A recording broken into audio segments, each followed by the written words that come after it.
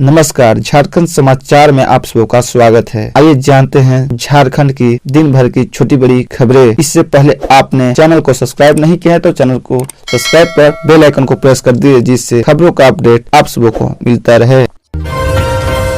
झारखंड में 8वीं पास बनेंगे स्वयंसेवी शिक्षक, 2030 तक 100% साक्षरता का लक्ष्य तय। झारखंड में शिक्षा का थीम पर नव भारत साक्षरता कार्यक्रम का शुभारंभ किया जाएगा। इसके लिए अगले 5 साल का रोड मैप स्कूली शिक्षा साक्षरता विभाग ने तैयार कर लिया है। 2030 तक राज्य में 100% साक्षरता का लक्ष्य रखा गया है। वर्तमान में 66.41% आबादी साक्षर हैं। 15 वर्ष से अधिक उम्र के सभी लोगों होंगे साक्षर। कार्यक्रम के तहत 15 साल से अधिक उम्र के सभी युवा महिला बुजुर्गों को साक्षर नहीं हैं, उन्हें साक्षर बनाना जाएगा। इनमें अक्षर व संख्या का ज्ञान करवाया जाएगा ताकि वे पढ़ना और लिखना सीख सके। 5 साल तक चलने वाले कार्यक्रम में मूलभूत साक्षरता और संख्यात्मक महत्वपूर्ण जीवन कौशल व बुनियादी शिक्षा, व्यवसायिक कौशल विकास और सतत शिक्षा के बारे में बताया जाएगा। इसके लिए सभी सामग्री और संसाधन डिजिटल रूप से प्रदान किए जाएंगे। TV, radio, cell phone.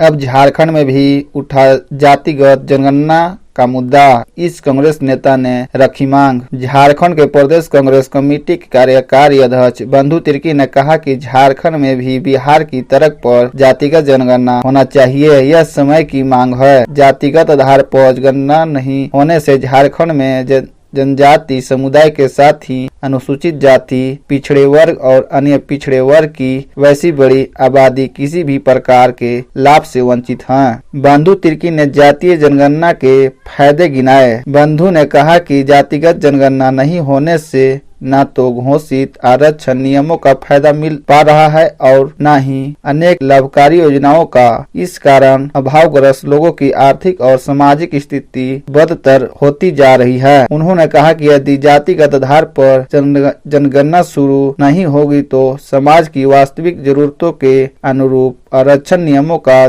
जमीनी स्तर पर कार्यान्वयन करना मुश्किल है। 4 साल का 3 दिन का धरना आखिर जीत थी गई गर्लफ्रेंड की जीत। राजगंज के महेशपुर में प्रेम प्रसंग के मामले में अतत प्रेमिका की जीत हो गई। दोनों परिवार की राजबंदी से रविवार को राजगंज के गंगापुर स्थित मां लिलोरी मंदिर में दोनों की शादी कराई गई। इस दौरान लड़का लड़की पक्ष के लोग भी मौजूद थे, जिन्होंने वर उत्तम महतो वधू निशा कुमारी को आशीर्वाद दिया। प्रेमी के घर 3 दिन धरने पर बैठी निशा। मालूम हुआ कि शादी के जीत पर अड़ी निशा ने अपनी प्रेमी उत्तम के घर के बाहर महेशपुर में धरना दिया था। ठंड में भी वह 3 दिनों तक उसके घर के दरवाजे पर ही बैठा रहा। इस दौरान लड़का पक्ष व लड़की पक्ष में जमकर हंगामा भी हुआ था। बात थाने तक पहुंची। प्रेमी पर FIR भी हुआ। CRPF जवान संदिग्ध ढंग से लापता, 17 दिनों से नहीं मिला सुराग। कौन थी वो लड़की? झारखंड के अति उग्रवादी प्रभावित जिले चाईबासा से केंद्रीय रिजर्व पुलिस बल CRPF का एक जवान 17 दिन से लापता है। लापता जवान का नाम बादल मुर्मू है। शिक्षक बनने की आड़ में साइबर ठगों की मदद, चोरी छिपे करता था फर्जी सिम की सप्लाई, कमाए खूब पैसे, हुआ गिरफ्तार। साइबर ठगों की सिम सप्लाई करने के आरोप में एक सरकारी स्कूल के शिक्षक को सोमवार सुबह उसके घर से गिरफ्तार किया गया। गिरफ्तार मंजीत आर्य यहाँ के नगर थाना क्षेत्र के बिलासी टाउन मोहल्ले में रहता था। उसे मुंबई की साइबर क्राइम सेल की टीम ने देवघर साइबर थाना के सहयोगी से गिरफ्तार किया। गिरफ्तार मंजीत यहाँ के देवीपुर हाई स्कूल में शिक्षक के पद पर कार्यरत हैं। शिक्षक की आड़ में वह साइबर ठगों को सिम सप्लाई करने का काम करता था। उससे पूछताछ की जा रही है। मकान में लगी आग, तीसरी मंजिल पर सोया किराएदार जिंदा जला। कैसे हुआ हादसा? मकान में देर रात आग लग जाने से एक शख्स जिंदा जल गया। मृतक उस मकान में किराए पर रहता था। हादसा झारखंड के धनबाद जिला अंतर्गत कुसुम विहार फेज 2 स्थित 3 मंजिला मकान में हुआ। मृतक की पहचान सौरभ कुमार के रूप में की गई है। सौरभ इस मकान की तीसरी मंजिल पर रहता था। बताया जाता है कि हादसे के समय सौरभ कमरे में अकेला था। हालांकि अभी यह स्पष्ट नहीं हो पाया है कि सौरभ ने कमरे से निकलने का प्रयास किया या सोते समय ही उसका दम घुट गया। पुलिस ने शव का पंचनामा कर पोस्टमार्टम के लिए भेज दिया है। मकान में केवल किराएदार रहते हैं। बताया जाता है कि सौरभ SNMMCH में कैंटीन चलाता था। रविवार को काम खत्म करने के बाद वह कुसुम विहार फेज 2 स्थित भोगेंद्र झा के 3 मंजिला मकान की ऊपरी मंजिल पर अपने कमरे में सोया था। तभी आग लग गई, जिसमें झुलसने से सौरभ की मौत हो गई। घटना की सूचना पाकर फायरिंग ब्रिगेड की गाड़ी वहां पहुंची। हालांकि जब तक आग बुझाई जाती बहुत देर हो चुकी थी। सौरभ की मौत हो चुकी थी। बताया जाता है कि सेवानिवृत्त कर्मी भूपेंद्र झा के उक्त मकान में केवल किराएदार ही रहते हैं। भूपेंद्र झा परिवार सहित कहीं और रहते हैं। NGT झारखंड पर नहीं लगेगा 750 करोड़ रुपए का हर्जाना। ये है पूरा मामला। राष्ट्रीय हरित अधिकरण ने ठोस व तरल कचरे अनुचित प्रबंध के लिए झारखंड पर 750 करोड़ रुपए हर्जाना का आदेश देने से इनकार किया है।